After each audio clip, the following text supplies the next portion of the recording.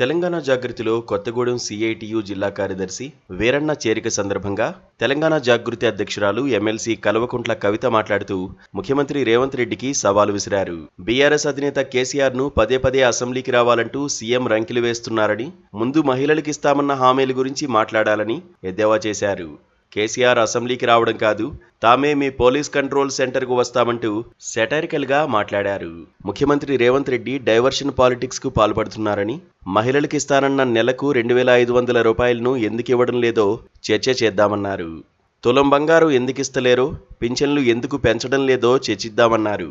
మీ మోసాలను ప్రజలు గమనిస్తూనే ఉంటారని గుర్తుంచుకోవాలని ఆమె చెప్పారు.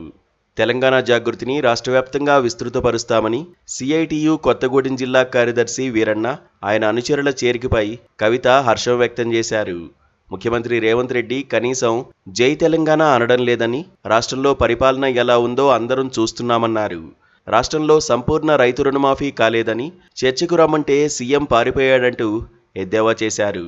సింగరేణిని రేవంత్ రెడ్డి అస్సలు పట్టించుకోవడం లేదని, కనీసం ఉద్యోగాలు కూడా రావడం లేదంటూ కవిత విమర్శించారు. సింగరేణి బొగ్గు గనులను ప్రైవేటు పరం చేస్తామంటే చూస్తూ ఊరుకోమని హెచ్చరించారు. రేవంత్ రెడ్డికి అవినీతి చక్రవర్తి, అసమర్థ ముఖ్యమంత్రి అనే బిరుదు ఇచ్చామన్నారు. కొత్తగూడెం అంటేనే పరిశ్రమల జిల్లా అని, స్పాంజ్ ఐరన్ కర్మాగారాన్ని పునరుద్ధరణ చేయాలని ఆమె కోరారు. ఉమ్మడి ఖమ్మం జిల్లాలో 3 మంత్రులు ఉన్నప్పటికీ భద్రాచలం చుట్టుపక్కల ఉన్న 5 గ్రామాల పంచాయతీలు ఆందోళనలో ఉన్నాయన్నారు.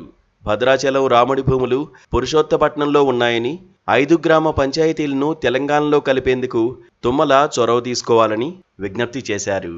Please subscribe to KTV Telugu. KTV Telugu.